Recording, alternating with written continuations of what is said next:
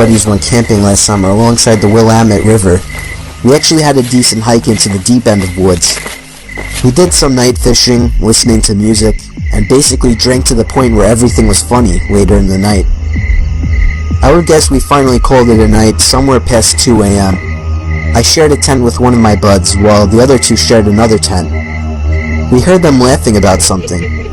At first we laughed at the sound of their laughing, but it soon got annoying and we yelled for them to shut up. One of them responded, "It isn't us."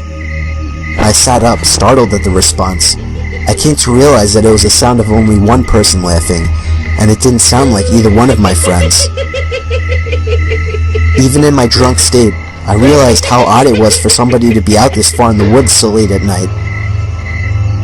The laughing gradually got closer and louder to our campout. My friend shot up and looked at me with a worried look on his face.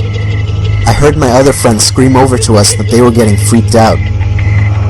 As the laughing got even closer, I could make it out very clearly to be the laugh of a male, probably in his 30s or 40s.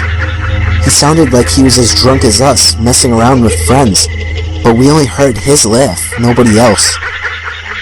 There was something indescribably creepy about his laugh too, as if it was missing something to it.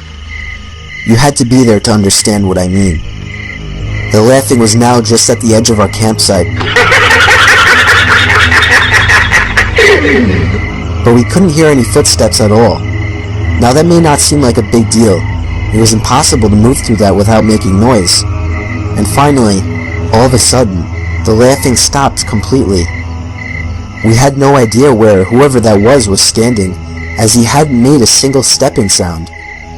We sat there in silence looking at each other.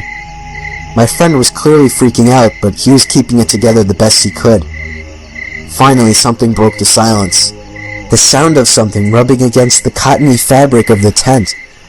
We saw the outline of a hand through the moonlight, pressing on the tent. We both screamed at the top of our lungs before getting out of the tent. We ran as fast as we could through the woods, our other friends following us.